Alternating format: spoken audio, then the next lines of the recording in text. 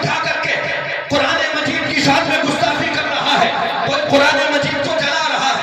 ابھی اتراکھنڈ کے اندر کچھ ہی پہلے کی بات ہے، ایک ظالم نے اپنے یوٹیوب چینل پر آنے کے بعد میں قرآن مجید پر شراب کو گرایا، اور شراب کو گرانے کے بعد میں اس پر کھڑا ہو گیا۔ کھڑا ہونے کے بعد میں اس کو پھاڑا، بے ادبی کی۔ ہم نے کیا کیا؟ ہم لوگوں نے اس خبر کو دیکھا، اسکرول کر کے آگے بڑھ گئے، اس لیے کہ ہمیں کوئی توجہ نہیں۔ ہم لوگوں کا تو معاملہ یہ ہے، ہم لوگ سمجھتے ہیں کہ ایسی خبریں تو آئے دن ہوتی رہتی ہیں، ہمیں اس سے کیا لینا دینا۔ آؤ ذرا تاریخ کے تناظر میں امام مالک سے پوچھتے ہیں، اے امام مالک، آپ اپنے وقت کے سب سے بڑے عالم تھے، ذرا یہ بتلائیے، اگر مسلمانوں کی زندگی میں، مسلمانوں کے علاقے میں، یا پوری دنیا کے اندر کہیں پر بھی کوئی پیغمبر اسلام کی شان میں گستاخی کر دے تو اے امام مالک آپ یہ بتلائیں، مسلمان اگر اس خبر کو دیکھ کر کے، اس خبر کو سننے کے بعد میں اپنی جگہ پر خاموش بیٹھا رہے، مسلمان کوئی احتجاج نہ کرے، مسلمان کوئی ایکشن ڈالے، تو مسلمانوں کو کیا کرنا چاہیے؟ تو امام مالک نے کہا تھا، اگر پوری دنیا کے اندر کہیں پر پیغمبر اسلام کی شان میں گستاخی ہوتی ہے اور مسلمان اس خبر کو سن کر کے، اس خبر کو دیکھنے کے بعد میں خاموش بیٹھا رہے، امام مالک نے کہا تھا، تو کسی مسلمان کو روئے زمین پر زندہ رہنے کا حق نہیں ہے، سارے مسلمانوں کو چاہیے کہ مر جائے۔ اس لیے کہ مسلمان عقیدت و محبت کے ساتھ ایک مرتبہ اور درود شریف پڑھ لیں۔ اللہم صلی علی سیدنا و مولانا محمد و آلہ و صحبہ وسلم۔ صلاۃ و سلام علیک یا سیدی یا رسول اللہ صلی اللہ تعالی علیہ وسلم۔ میں نے آیت مبارکہ پڑھی، اللہ رب العزت فرماتا ہے، ان الدین عند اللہ الاسلام۔ بے شک اللہ رب العزت کو جو دین پسند ہے، جو پسندیدہ دین ہے اللہ رب العزت کی یہاں، وہ دین اسلام۔ دین اسلام ہے یا نہیں؟ مسلمان ہو، اللہ نے فرمایا دین اسلام اللہ کو سب سے زیادہ پسند ہے، سب سے زیادہ مطلب پسند ہی دین اسلام۔ ایک حدیث شریف پڑھی میں نے، اللہ کے حبیب علیہ السلام ارشاد فرماتے ہیں، الا ان الدنیا ملعونہ۔ اور اللہ کے حبیب نے فرمایا، الا خبردار، ان الدنیا ملعونہ۔ یہ ملعونہ اگر آپ عام زبان کے طور پر اس کا ترجمہ کریں تو اس کا ترجمہ ہوگا کہ پوری دنیا ایسی ہے کہ جس پہ لعنت ہے، لیکن ہمارے شارحین مفسرین نے فرمایا کہ یہاں لعنت مذمت کے معنی میں، یعنی الا ان الدنیا ملعونہ، پوری دنیا قابل مذمت ہے، یعنی پوری دنیا قابل مذمت ہے۔ اگر دنیا کی برائی کی جائے تو وہ دنیا اس لائق ہے کہ دنیا کی جتنی چاہو اتنی برائی کرو۔ اب ذہن میں ایک سوال آئے گا کہ مولانا آپ کہہ رہے ہو کہ دنیا ملعونہ ہے، دنیا مذمومہ ہے، دنیا بری ہے، دنیا میں کوئی چیز اچھی نہیں ہے، تو ہم بھی ہیں، آپ بھی ہیں، یہاں پر اللہ اور اس کے رسول کا ذکر کرنے کے لیے اکٹھا ہوئے ہیں۔ اگر پوری دنیا ہی مذمومہ ہے، پوری دنیا ہی ملعونہ ہے، تو پھر دنیا کو سجنے سجانے کا فائدہ کیا ہے؟ یہاں پر ہم جو بیٹھے ہیں، یہاں بیٹھنے کا، ملاقات کرنے کا ہمارا فائدہ کیا ہے؟ اللہ کے حبیب علیہ السلام نے فرمایا، الا ان الدنیا ملعونہ، پوری دنیا قابل مذمت الا ذکر اللہ وما والا۔ اگرچہ پوری دنیا قابل مذمت ہے، پوری دنیا ایسی ہے کہ جس کی برائی کی جائے، لیکن اللہ کے حبیب نے فرمایا اگر پوری دنیا میں قابل تعریف کوئی چیز ہے تو وہ یہ ہے کہ آدمی اللہ کا ذکر کرے، سبحان اللہ، اللہ کا ذکر کرے، یعنی قابل مذمت کوئی چیز نہیں ہے تو وہ ہے اللہ کا ذکر۔ اور اگلا ٹکڑا ہے وما والا، اور وہ چیزیں جو کہ ذکر کرنے کا سبب بنتی ہیں، جیسے کہ یہ ہمارا محفل جشن دستار بندی، یہ اللہ کا ذکر کرنے کا سبب بنی۔ آگے دیکھیں، اللہ کے حبیب نے فرمایا، الا ان الدنیا ملعونہ، پوری دنیا قابل مذمت، اگر قابل مذمت کوئی چیز نہیں ہے تو وہ ہے اللہ کا ذکر۔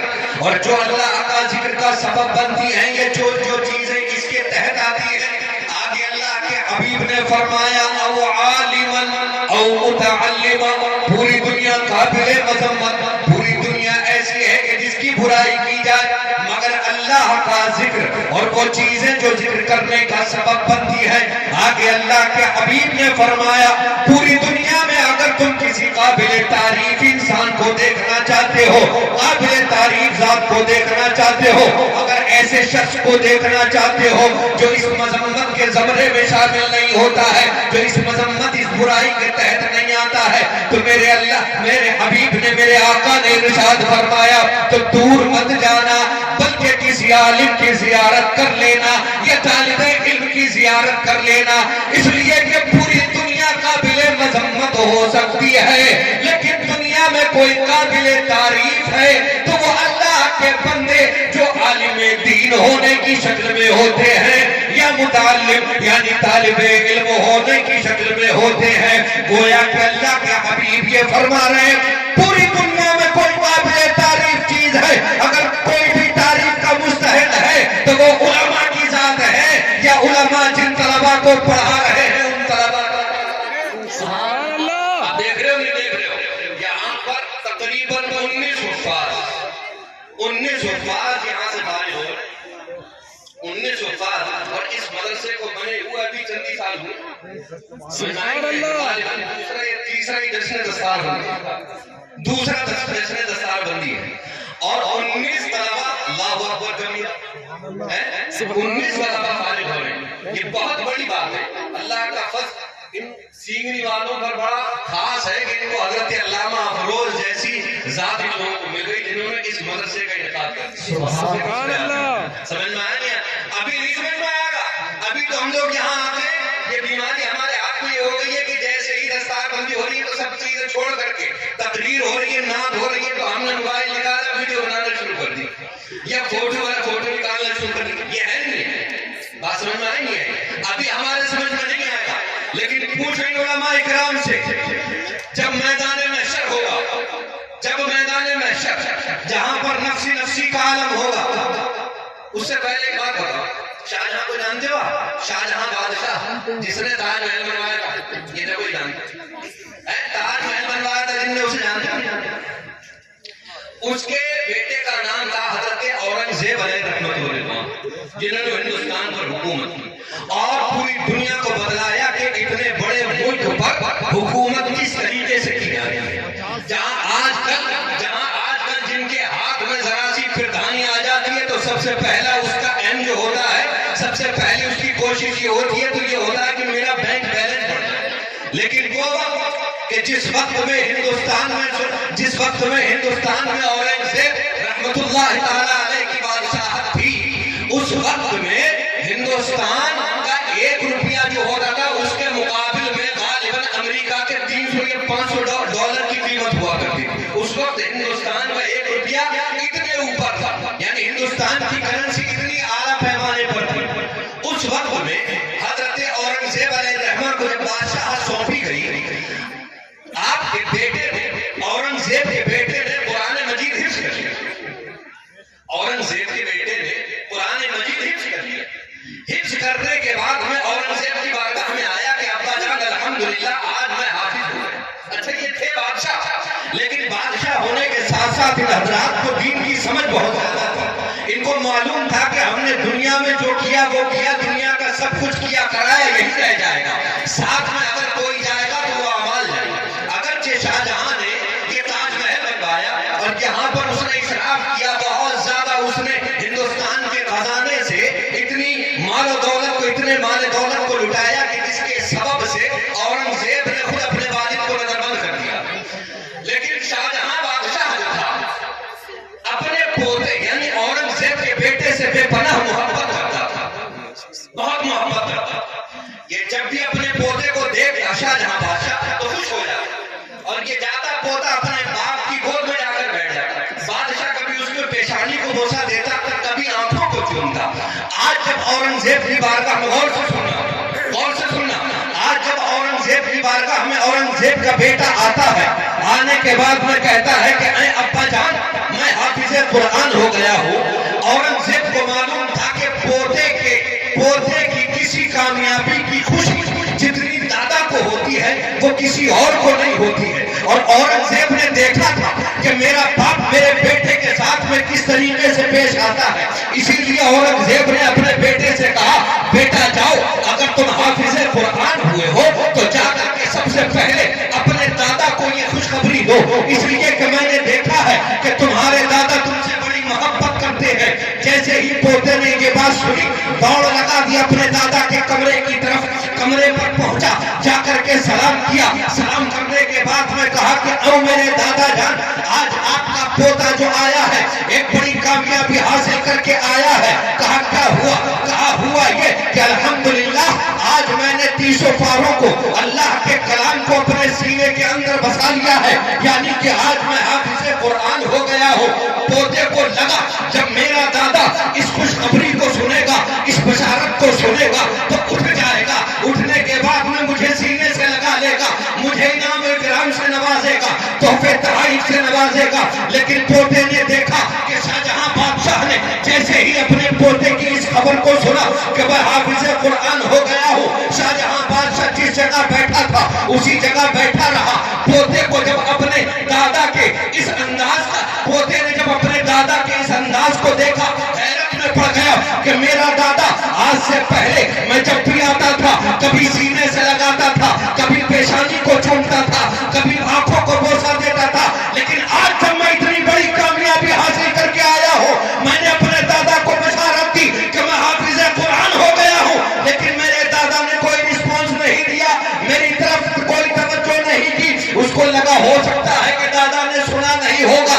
दोबारा से कहा, दादा आपने सुना नहीं, आज मैं औरंगजेब का बेटा, आपका पोता हाफिज़े कुरान बन करके आया हूँ। दादा ने, शाहजहां ने दोबारा से सुना, अपनी जगह पर बैठा रहा, निगाहों को झुका लिया। पोते ने जब ये चीजें देखी, जब उसके मामलात को देखा, बड़ी हैरत में पड़ा और फिर कहा, दादा आपने सुना नहीं, आपका पोता हाफिज़े कुरान हो गया है। मैं इधर से आकर के आपको खबर दे रहा हूँ, इधर से आकर के आपको खबर दे रहा हूँ, लेकिन आपकी तवज्जो मेरी तरफ नहीं आ रही है। क्यों? अब जरा इधर देखो और तवज्जो से शाहजहां का जवाब सुनो। शाहजहां ने कहा था, बेटा जिस वक्त तुमने पहली मर्तबा कहा था कि दादा मैं हाफिज़े कुरान बन गया हूँ, और दादा मैंने कुरान मजीद को हिफ्ज़ कर लिया है, मैंने उसी वक्त तुम्हारी खबर को, तुम्हारी बात को सुन लिया था। तो पोते ने कहा, दादा आपने मेरी तरफ तवज्जो क्यों ना की, मेरी तरफ देखा क्यों नहीं? शाहजहां बादशाह ने कहा था, बेटा वजह यह है, अल्लाह के हबीब ने इरशाद फरमाया है, दुनिया के अंदर जो हाफिज़े कुरान बन जाता है, क़यामत के अंदर उसके वालिदैन के सरों पर ऐसा ताज सजाया जाएगा, ऐसा ताज सजाया जाएगा कि जब अहले महशर उनको देखेंगे तो एक दूसरे से पूछेंगे कि ये जिनके सरों पर इतना चमकता हुआ ताज है कौन है? क्या ये अंबियाए किराम है? क्या ये रसूलाने इज़ाम है? क्या ये फरिश्ते हैं? तो अहले महशर कहेंगे, ना तो ये अंबिया है, ना ये रसूल है, ना ही फरिश्तों की जमात है। आवाज आएगी, कौन है? कहा जाएगा, ये वो लोग हैं कि जिनके बेटों ने दुनिया में कुरान मजीद को हिफ्ज़ कर दिया है। नारे तकबीर, अल्लाहु अकबर, नारे रिसालत, या रसूल अल्लाह, लगे आला हज़रत, जिंदाबाद, उलमाए अहले सुन्नत, जिंदाबाद, अज़मते कुरान, तालीमाते कुरान, जश्ने दस्तार बंदी, नारे तकबीर। अल्लाहु अकबर। बात समझ रहे?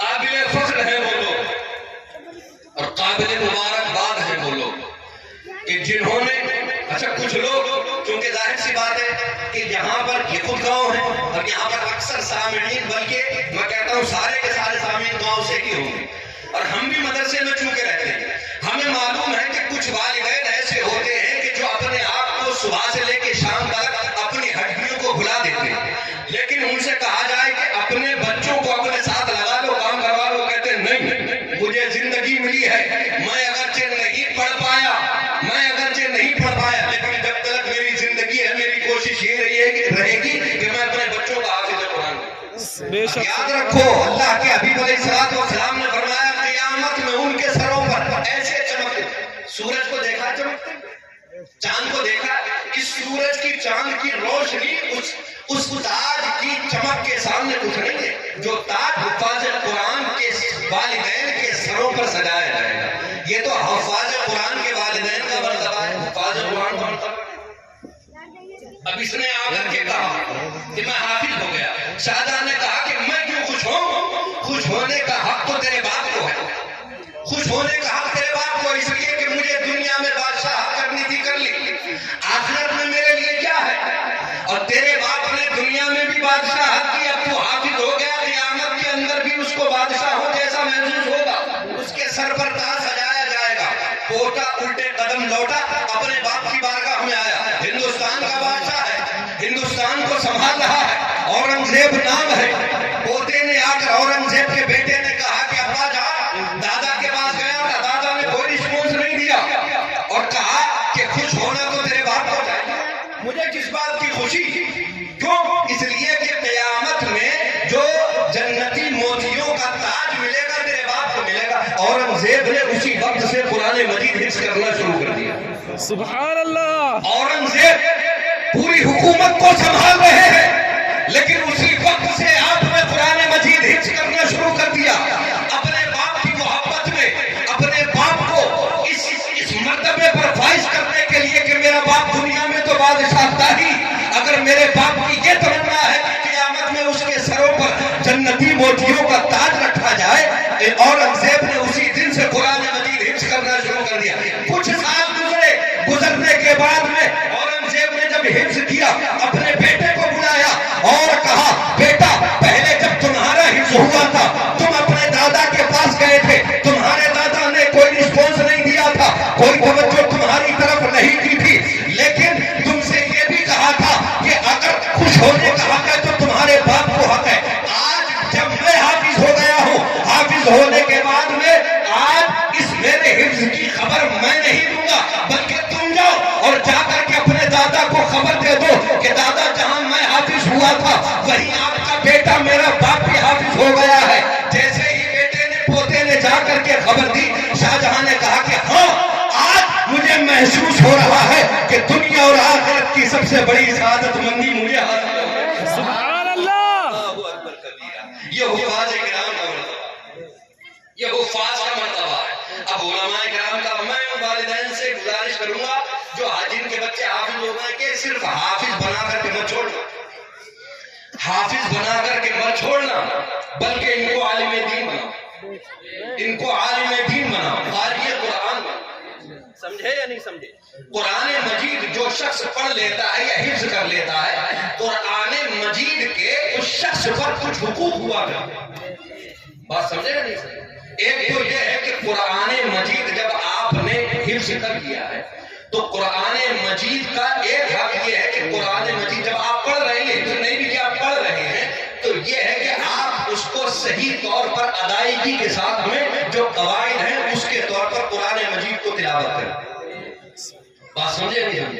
اور دوسری بات یہ ہے کہ قرآن مجید جہاں آپ قواعد کے اعتبار سے قرأت کے ساتھ میں قواعد کے طور پر قرآن مجید پڑھ رہے ہیں، دوسرا حق اس میں سے ایک یہ ہے کہ قرآن مجید کو جب پڑھیں تو قرآن مجید کے معانی اور مفاہیم کو سمجھتے ہوئے، معنی کو سمجھتے ہوئے قرآن مجید کی تلاوت۔ بات سمجھ رہے ہیں؟ اور یہ حفاظ کرام جو ہوتے ہیں وہ قرآن مجید رکھ لیتے ہیں، قرآن مجید کو معنی کے اعتبار سے اور آیت کا کیا معنی ہے، اگر ہمیں معنی معلوم نہیں ہوگا تو حضرت جتنے بھی یہاں پر بیٹھے کوئی قاری صاحب قرآن مجید کی تلاوت کریں گے کہ کونوا قردۃ خاسئین، آپ لوگ ادھر کہیں گے کونوا قردۃ خاسئین، آپ لوگ سبحان اللہ۔ اسی لیے ضروری ہے کہ ہم قرآن مجید کے معانی اور مفہوم کو بھی سمجھیں۔ اور یہ کہاں ہوتا ہے؟ جب آپ اپنے لڑکے کو عالم دین بناؤ، جب اپنے لڑکے کو عالم دین بناؤ، آپ اٹھا کر کے دیکھ لو تاریخ اسلام کی، جہاں آپ کو معلوم ہوگا، جہاں تاریخ میں آپ کو ملے گا کہ اسلام کی خدمت کی گئی ہے، علماء کرام نے خدمت کی ہے، تو وہاں جہاں آپ کو لگے گا کہ داڑھی اور ٹوپی والوں نے اسلام کی خدمت کی ہے، وہاں سر فہرست آپ کو علماء کرام نظر آئیں گے۔ اللہ نے فرمایا ان الدین عند اللہ الاسلام، کہ دین اللہ کو اگر کوئی پسند ہے تو وہ دین اسلام ہے۔ کیوں؟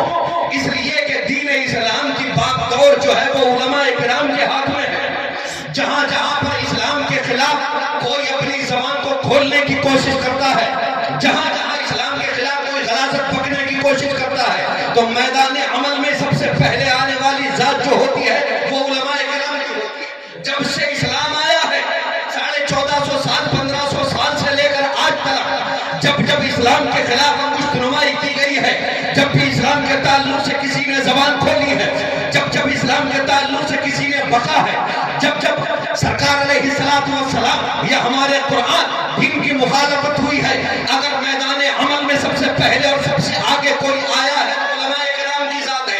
इन्हीं के ताल्लुक से अल्लाह ने कुरान मजीद में इरशाद फरमाया, इन्नमा यख्शल्लाह मिन इबादिहिल उलमा। मेरी बात याद रखिएगा, मैंने कहा है अपने बच्चों को आपने हाफिज बनाया है, आलिम दीन जरूर बनाइएगा ताकि वो कुरान मजीद के मानी और मफाहिम जो है वो आपके सामने पेश कर सके।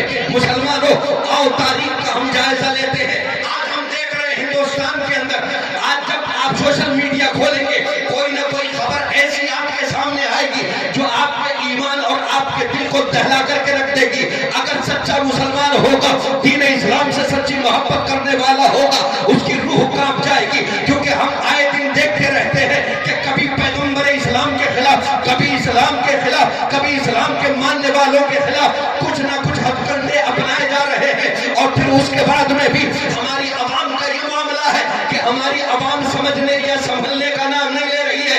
हमारे अंदर जो बुराइयां कल थी वो आज भी है, और ऐसा महसूस होता है कि अगर हमारे हालात यही रहे तो ये बुराइयां हमारे अंदर से खत्म नहीं होंगी, बल्कि बढ़ती चली जाएंगी, बढ़ती चली जाएंगी।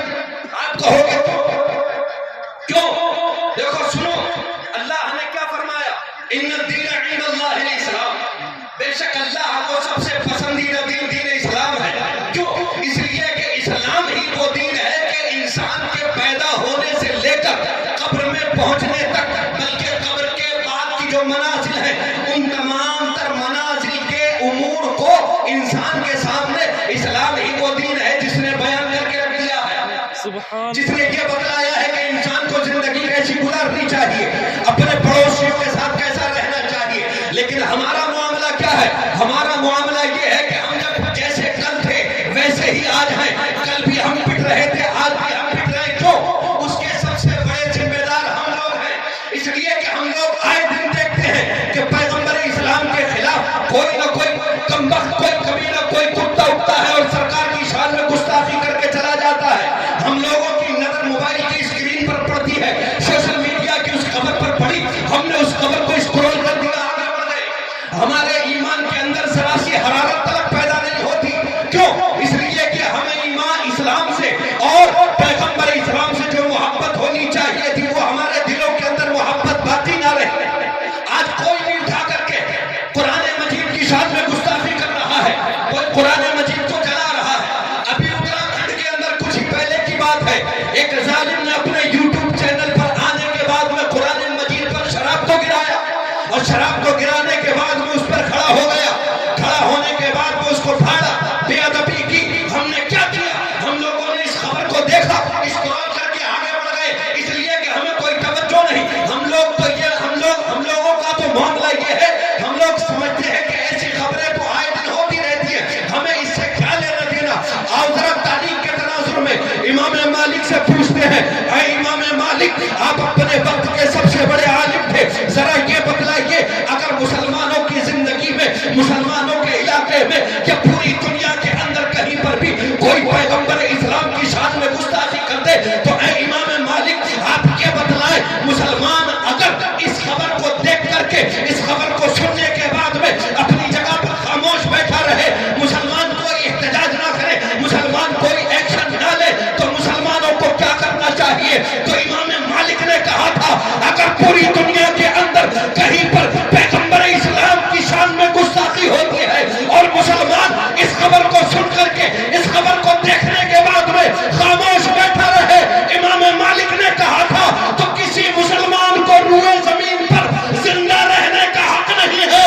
सारे मुसलमानों को चाहिए कि मर जाए, इसलिए कि मुसलमान कभी बर्दाश्त नहीं कर सकता कि मैं जिंदा रहूं और मेरी जिंदगी में सरकार की शान में तौहीन की जाए। नारे तकबीर, नारे रिसालत, मसलके आला हजरत जिंदाबाद, अहले सुन्नत जिंदाबाद, नामूसे रिसालत, जिंदाबाद, जश्ने दस्तारबंदी जिंदाबाद। हमारा क्या मामला है? यही डांसना। पहले भी उसने सरकार अलैहिस्सलातु वस्सलाम की शान में बकवास की, और फिर उसने अभी ये जो इनका मेला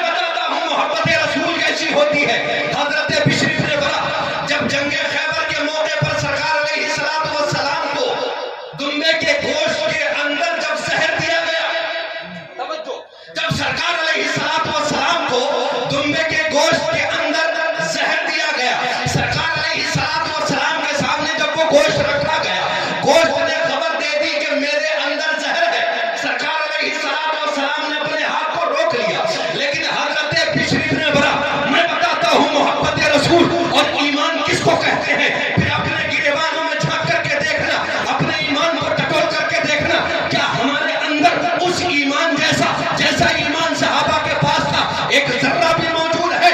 حضرت برا یہ علماء بیٹھے ہیں، ان سے مسئلہ پوچھیں کہ اگر کسی کو الٹی آتی ہو، اگر کسی کو الٹی آتی ہو تو کیا وہ الٹی کرے یا روک دے؟ یہ تو ایک فطری تقاضا ہے کہ جب الٹی آتی ہے تو انسان الٹی کر دیا کرتا ہے، الٹی آتی ہے تو الٹی کر دیتا ہے، اس کو نگلتا نہیں ہے، الٹی کر دیتا ہے، یہ فطری چیز ہے نہیں ہے؟ ارے ایسے دیکھ رہے ہو جیسے میں نے پتہ نہیں کیا کہہ دیا یار۔ صحیح بات ہے ارے کیا ہوا بھائی، ہو گیا؟ اسٹیج والے خاموش کھا تو سبحان اللہ۔ سبحان انشاءاللہ توجہ ادھر بات سن، میں کیا کہہ رہا، حضرت بشر ابن برا الٹی آتی ہے تو ایک فطری چیز ہے کہ انسان اس کو اگل دیا کرتا ہے، دوبارہ سے اس کو اپنے حلق کے نیچے نہیں اتارتا۔ سرکار علیہ السلام کے سامنے جب یہ مسموم یعنی زہریلا گوشت رکھا گیا، سرکار کے سامنے سرکار علیہ السلام نے اپنے ہاتھ کو روک لیا کیونکہ سرکار کو معلوم تھا اس میں زہر ہے، لیکن حضرت بشر ابن برا نے گوشت اٹھایا اور اٹھانے کے بعد میں منہ میں رکھ لیا۔ توجہ چاہوں میں آپ کی، منہ میں رکھ لیا گوشت، ایسا گوشت جس میں زہر ملا ہوا ہے۔ حضرت بشر ابن برا نے منہ میں رکھا اور منہ میں رکھنے کے بعد میں جیسے ہی اس کو چبایا وہ اتنا سخت زہر تھا کہ اس نے اپنے اثر جو ہے ظاہر کر دیا اور آپ کے جسم میں زہر جو ہے وہ دوڑنے لگا، آپ تڑپنے لگے، بے چین ہونے لگے، اس نے آپ کے آنکھوں کو کاٹنا شروع کر دیا۔ سرکار علیہ السلام نے کہا، او بشر، او میرے صحابی، ایمان دیکھو صحابہ کرام کا ایمان کیسا ہوتا تھا، محبت رسول کیسی ہوتی تھی۔ سرکار نے کہا تھا، او بشر ذرا یہ بتلاؤ جب تم نے گوشت کو کھایا تھا، منہ میں رکھا تھا تو اس وقت کیا تمہیں معلوم نہیں ہوا تھا کہ اس کے اندر زہر ملا ہوا ہے؟ کہا یا رسول اللہ علیہ الصلوۃ والسلام، جب آپ کا آخری وقت چل رہا ہے اور یاد رکھو اسی گوشت کو کھانے کی وجہ سے کچھ دیر کے بعد میں حضرت بشر کا انتقال ہو گیا تھا، آپ شہید ہو گئے تھے گوشت کھانے کی وجہ سے، زہریلا گوشت کھانے کی وجہ سے، لیکن جب تڑپ رہے تھے میرے آقا نے کہا، اے بشر ذرا یہ بتلاؤ جس وقت تم نے گوشت کھایا تھا اس وقت میں کیا تمہیں معلوم نہیں پڑا کہ اس میں زہر ملا ہوا ہے؟ تو حضرت بشر کہتے ہیں، یا رسول اللہ مجھے معلوم تھا کہ گوشت کے اندر زہر ملا ہوا ہے، جیسے ہی میں نے منہ میں رکھا تھا مجھے اندازہ ہو گیا تھا۔ میرے آقا نے کہا تھا، تو اے بشر ذرا یہ بتلاؤ جب تمہیں پتا چل گیا تھا، احساس ہو گیا تھا، تو تم نے گوشت کو منہ سے باہر کیوں نہ نکالا؟ اب ذرا جواب سنو حضرت بشر کا۔ حضرت بشر نے کہا تھا، یا رسول اللہ نکالنا تو چاہا تھا لیکن آپ کا چہرہ دیکھا تو میں نے سوچا کہیں ایسا نہ ہو گوشت جب منہ سے باہر نکالوں آپ کے دل کو تکلیف نہ پہنچے، کہیں ایسا نہ ہو آپ عجیب محسوس کریں۔ یا رسول اللہ اسی لیے میں نے گوشت کو منہ کے باہر نہیں نکالا بلکہ پیٹ کے اندر نگل لیا، اور جس کے سبب سے ان کا انتقال ہو گیا۔ مسلمانوں، سرکار نے یہ نہیں فرمایا بشر تم نے کیا کیا، بشر تم نے کیوں کیا، ایسا کیوں کیا، باہر کیوں نہ نکالا، بلکہ سرکار علیہ السلام نے اپنے صحابہ کرام کے سامنے اپنے شہید ہونے والے صحابی کے سر پر ہاتھ رکھا، اور پھر دنیا نے اس روایت سے یہ پیغام لیا کہ بے شک دنیا کے اندر جتنے فرائض ہیں سارے فرائض جب ہی کام آتے ہیں جب سینے کے اندر دل کے اندر محبت رسول ہوتی ہے۔ اسی لیے اعلیٰ حضرت نے کہا تھا کہ ثابت ہوا کہ جملہ فرائض فروع ہے، اصل الاصول بندگی استاد ہے۔ اللہ اکبر، نعرہ رسالت یا رسول اللہ، اعلیٰ حضرت زندہ باد، علماء اہل سنت، زندہ باد، محبت مصطفیٰ، زندہ باد، محبت مصطفیٰ، زندہ باد۔ کیا ہے اسے کہتے ہیں ایمان، اسے کہتے ہیں محبت رسول۔ اب اپنے موضوع کی طرف میں نے کیا کہا کہ ہمارے سامنے آئے دن اسلام اور پیغمبر اسلام کے خلاف لوگ جو ہے بکواس کر کے چلے جاتے ہیں، اور ہم لوگوں کے سینوں میں جو دل ہے اس دل کے اندر ذرا سی بھی کسی طریقے کی کوئی جنبش پیدا نہیں ہوئی. ہم لوگ جیسے تھے ویسے، جیسے صبح تھے ویسے ہی شام. اللہ اکبر کبیر. تاریخ اٹھاؤ، تاریخ اٹھاؤ. 1179 عیسوی، 1179 عیسوی، جس وقت حضرت سلطان صلاح الدین ایوبی رحمت اللہ تعالی 1179 عیسوی سلطان صلاح الدین ایوبی جس وقت میں آپ بیت المقدس قبلہ بن گئے، مسجد اقصی بیت المقدس، اس کو فتح کرنے کی آپ تیاری میں تھے، لیکن اتفاق ایسا ہوا کہ آپ بیمار ہو گئے. توجہ ہے آپ ہے توجہ کہ سبحان اللہ، سبحان اللہ، کچھ لوگ سوچ رہے ہیں پتہ نہیں کیا کہہ رہے ہیں. تو سبحان اللہ، سبحان اللہ. یہ ناظم صاحب اور ابھی حضرت مولانا صاحب نے نعتیں پڑھی، کہا کہ بھائی دونوں ہاتھوں کو اٹھا کر کے کہو سبحان. یہاں بیچارے 2-3 لوگ ایسے بیٹھے ہیں کہ انہیں کے ہاتھ اٹھ رہے تھے، باقی سب ایسے بیٹھے ہوئے. گویا کہ انہوں نے سب کو اپنا پردھان انہیں بنا دیا 2-3 جنوں کو. یہ پردھان جی تم اٹھا دو ہماری طرف سے اور تمہاری طرف سے یہ ہاتھ سب کے. کہے ہاتھوں کو اٹھا کے اٹھائیں. ارے اٹھا لے آپ اور کہو سبحان اللہ یا رسول اللہ، لبیک یا رسول اللہ صلی اللہ علیہ وسلم. 1179 عیسوی، 1179 عیسوی صلاح الدین ایوبی بستر عدالت پر، اور ایسے بیمار ہوئے، ایسے بیمار ہوئے، ایسے بیمار ہوئے کہ یہود ہوں یا نصارہ ہو، سب کے اندر خوشی کی لہر دوڑ پڑی کہ اب کچھ ہی دنوں میں، کچھ ہی لمحات میں مجاہدین اسلام مسلمانوں کے اندر ایک ہی مجاہد پیدا ہوا تھا. اب کچھ ہی دنوں میں، کچھ ہی سانسوں کے بعد میں یہ بھی دنیا سے چلا جائے گا. ایک ہی مرد پیدا ہوا وہ بھی ختم ہو جائے گا. 1179 عیسوی میں مسلمانوں کا ایک قافلہ مصر سے نکلتا ہے ملک شام کے لیے. کہاں سے؟ مصر سے نکلا کہاں کے لیے؟ ملک شام کے لیے. مسلمانوں کا قافلہ، اور اس وقت گھوڑوں سے، خچروں سے اور اونٹوں سے یہ قافلے بندیاں ہوا کرتی تھی، سفر ہوتے تھے.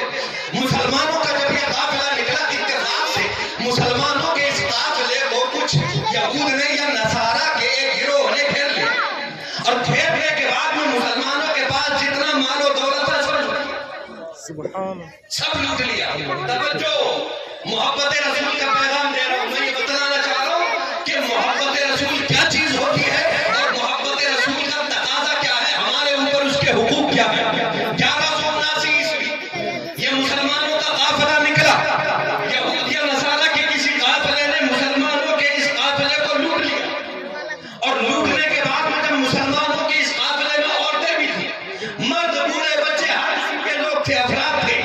جب انہوں نے رونا شروع کیا، آہو پکار شروع کی، واویلا شروع کیا، تو اس فوج کا کمانڈر جو عیسائیوں کی فوج تھی، اس کا جو کمانڈر تھا اس کا نام تھا برنس. کیا نام تھا؟ برنس. وہ آگے آیا، آگے آ کر کے بولا مسلمانوں، میں نے تو یہ سنا ہے کہ تمہارے اوپر کبھی کوئی مصیبت آتی ہے، کبھی کوئی آفت تمہارے سامنے آتی ہے، تو میں نے یہ سنا ہے کہ تم اپنے مدینے والے آقا کو پکار لیتے ہو، اور تمہارا یہ ایمان ہے کہ وہ تمہاری مدد کرتے ہیں آ کر کے، اور آنے کے بعد وہ تمہاری مدد کرنے کے بعد میں تمہیں مصیبت سے نکال لیتے ہیں، آفت سے تمہیں نجات دے دیتے ہیں. لیکن یہاں تو میں الٹا دیکھ رہا ہوں کہ تمہیں دیکھ رہا ہوں کہ تم چیخ رہے ہو، پکار رہے ہو، وائے واویلا مچا رہے ہو. بات تاریخ کیا تھی؟ 1179 مسلمانوں کا قافلہ نکلا. کہاں سے؟ مصر سے. کہاں کے لیے؟ شام کے لیے. عیسائیوں نے لوٹا. جب مسلمانوں کے قافلے نے رونا شروع کیا، ہائے واویلا مچایا، تو اس فوج کا کمانڈر، عیسائی فوج کا کمانڈر جس کا نام برنس تھا، اس نے کہا کہ میں نے تو یہ سنا ہے کہ تمہیں کوئی مصیبت آتی ہے تو تم لوگ اپنے نبی کو پکارتے ہو، تو پکارتے کیوں نہیں؟ رو کیوں رہے ہو؟ چیخ کیوں رہے ہو؟ اس نے ایک جملہ بولا تھا، اَيْنَ مُحَمَّدُكُمْ فَادْعُوهُ يَنْصُرُكُمْ. توجہ رکھنا ہی تھا. اس نے کہا تھا اَيْنَ مُحَمَّدُكُمْ فَادْعُوهُ يَنْصُرُكُمْ، کہ تمہارے نبی محمد کہاں ہیں؟ فَادْعُوهُ يَنْصُرُكُمْ، اپنے نبی کو بلاؤ تاکہ تمہارا نبی آ کر کے تمہاری مدد کرے. اور ادھر صلاح الدین ایوبی بستر عدالت پر لیٹے ہوئے ہیں، پڑے ہوئے ہیں. نعرہ رسالت مسلک اعلیٰ حضرت علامہ مفتی. آپ حضرات نے بلائیں کہ وہ سارے کے سارے ممبر نور پر جلوہ افروز ہو چکے ہیں. اب کوئی نہیں آئے گا، کسی کا نعرہ نہیں آئے گا. بات سمجھ میں آئی کہ آپ جو کیا کئی بار ہو گئے اٹھ گئے بیٹھ گئے اٹھ گئے بیٹھ گئے اتنی ایسی مستیاں کی سب تشریف ہے. اب دیکھ رہے ہیں آپ نے نارمل میں خطیب الہند مفکر اسلام حضرت علامہ مفتی عمران حنفی صاحب قبلہ مقدس اللہ تشریف لائے ہیں. انشاءاللہ آپ کو ان کا ناصحانہ خطاب سماعت کرنا ہے اور انشاءاللہ ہمیں بھی سماعت کرنا ہے. جتنا میٹر حضرت کی خطاب میں ہوتا ہے تقریر میں ہوتا ہے اور جتنی باریک نظر پہلی نظر جس کو ہم کہتے ہیں عصر حاضر کے معاملات پر حضرت کی اشارت کی کسی اور خطیب کی نہیں. بس سمجھنا ہے انشاءاللہ الرحمن آپ حضرات بھی محسوس ہوں گے. میں بہت جلد اپنی بات کو ختم کر رہا ہوں.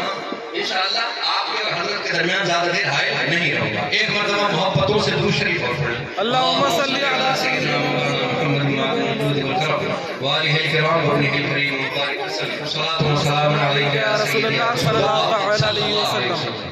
بات چل رہی تھی محبت رسول اور آج کل جو سرکار علیہ الصلوۃ والسلام کی شان میں جو لوگ گستاخیاں کر رہے ہیں, کچھ لوگ آ کر کے سوشل میڈیا پر جن کو مشہور ہونے کا شوق ہوتا ہے, جن کو دنیا میں کوئی نہیں پوچھتا ہے, وہ سوشل میڈیا پہ آ کر کے پیغمبر اسلام کے تعلق سے آ کر کے کچھ بیان بازی کر کے کچھ بکواس کر کے چلے جاتے ہیں اور پھر وہ مشہور ہو جاتے ہیں. سمجھ میں آیا؟ اور ہم لوگ دیکھ کر کے اگنور کر دیتے ہیں یا بلا وجہ کہ ہم لوگ جو ہے کسی نہ کسی مشکل میں پا جاتے ہیں. لیکن سنو مسلمانوں, جب 1179 میں مسلمانوں کا یہ قافلہ نکلا, اس کو لوٹا گیا اور اس فوج کے کمانڈر پرنس نے مسلمانوں سے کہا تھا اینا محمدکم, تمہارا نبی محمد کہاں ہے؟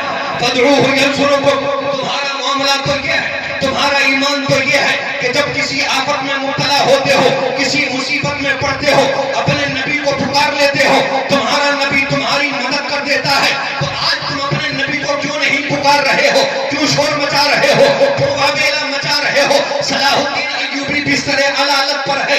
ادھر صلاح الدین ایوبی کے کانوں میں یہ خبر پڑتی ہے کہ مسلمانوں کے قافلے کو روکا گیا ہے, لوٹا گیا ہے. جو مصر سے نکلا تھا, شام کے لیے نکلا تھا, اس کو لوٹنے کے بعد میں پیغمبر اسلام کی شان میں کچھ کتوں نے سرکار کی شان میں زبان درازی کی ہے, سرکار کی شان میں یہ جملے بولے ہیں اینا محمدکم فدعوہ ینصرکم. صلاح الدین ایوبی کے کانوں میں جیسے ہی یہ خبر پڑتی ہے, آپ اٹھ کر کے بیٹھ جاتے ہیں, اپنے ہاتھوں کو بلند کرتے ہیں اور کہتے ہیں مولا, آج تک صلاح الدین ایوبی نے تیری بارگاہ میں کبھی کوئی ایسی دعا نہ کی ہو, کہ ایسی دعا نہیں کی ہے جس میں میں نے اپنی زندگی کی سلامتی کے لیے دعا کی ہو مولا. لیکن آج یہ صلاح الدین ایوبی تیری بارگاہ میں ہاتھوں کو اٹھا کر تجھ سے چند سانسوں کی بھیک مانگتا ہے مولا. صلاح الدین ایوبی تیری بارگاہ میں یہ دعا کرتا ہے کہ میں نے سنا ہے کہ کسی کتے نے سرکار کی شان میں گستاخی کی ہے اور یہ جملہ بولا ہے